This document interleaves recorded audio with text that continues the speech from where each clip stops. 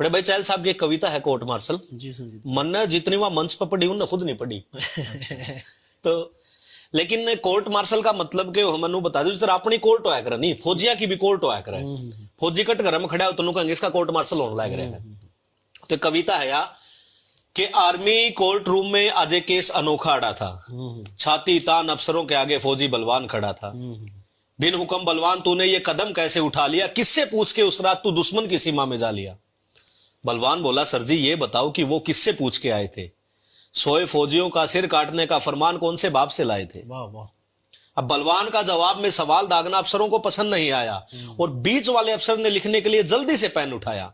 एक बोला कि बलवान हमें ऊपर जवाब देना है, तेरे काटे हुए सिर का पूरा हिसाब देना है। तेरी इस करतूत ने हमारी नाक कटवा दी, अंतरराष्ट्रीय बिरादरी में तूने थू थू करवा दी। बलवान सिंह खून का कड़वा घूंट पी के रह गया, आंख में आया आंसू भीतर ही बह गया।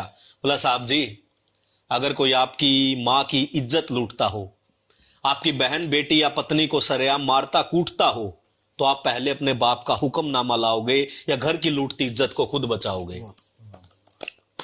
अफसर नीचे झांकने लगा, एक ही जगह पर ताकने लगा।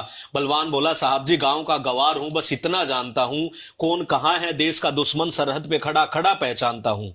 सीधा सा आदमी हूं साहब, मैं कोई आंधी नहीं हूं, और थप्पड़ खा के गाल आगे कर दूं मैं वो गांधी नहीं हूं। अगर सरहद पे खड़े होकर गोली न चलाने की मुनादी है तो साहब माफ करना, ये काहे की आजादी है।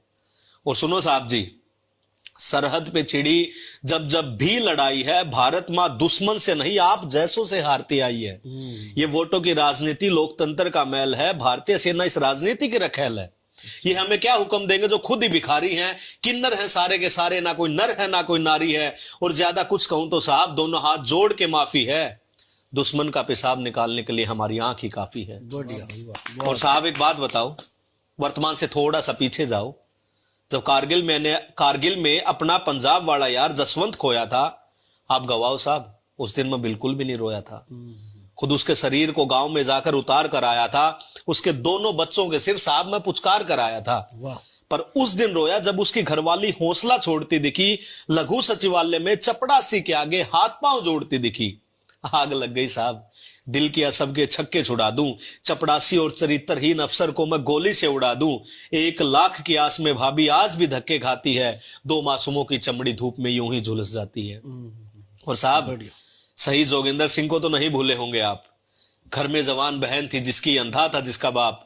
अब बाप हर रोज लड़की को कमरे में बंद करके आता है, स्टेशन पर 1-1 रुपए के लिए जोर जोर से चिल्लाता है। पता नहीं कितने जोगिंदर जसवंत यूं ही